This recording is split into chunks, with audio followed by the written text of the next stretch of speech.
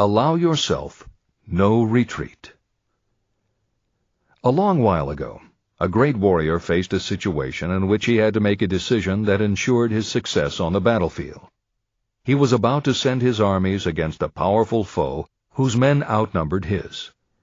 He loaded his soldiers into boats, sailed to the enemy's country, and unloaded the soldiers and equipment. Then he gave the order to burn the ships that had carried them. Addressing his men before the first battle, he said, "You see the boats going up in smoke. That means we cannot leave these shores alive unless we win. We now have no choice. We win or we perish." They won. Every person who wins in any undertaking must be willing to burn his ships and cut all sources of retreat. That is the only way you can be sure of maintaining the state of mind known as a burning desire to win. It is essential to success. The morning after the Great Chicago Fire, a group of merchants stood on State Street, looking at the smoking remains of what had been their stores. They went into a conference to decide if they would try to rebuild, or if they would leave Chicago and start over in a more promising section of the country. They decided to leave. All except one.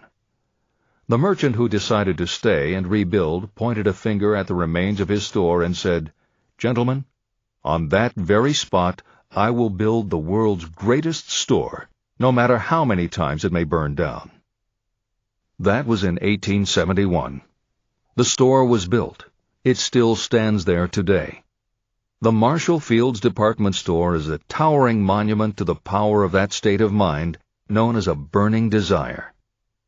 The easy thing would have been for Marshall Field to do exactly what his fellow merchants did. When the going was hard and the future looked dismal, they pulled up and went where the going seemed easier. Mark well this difference between Marshall Field and the other merchants.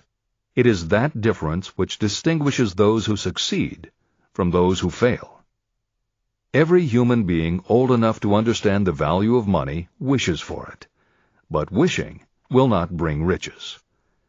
Desiring riches, with a state of mind that becomes an obsession, then planning definite ways and means to acquire riches, and backing those plans with persistence, a persistence which does not recognize failure, that's what will bring riches.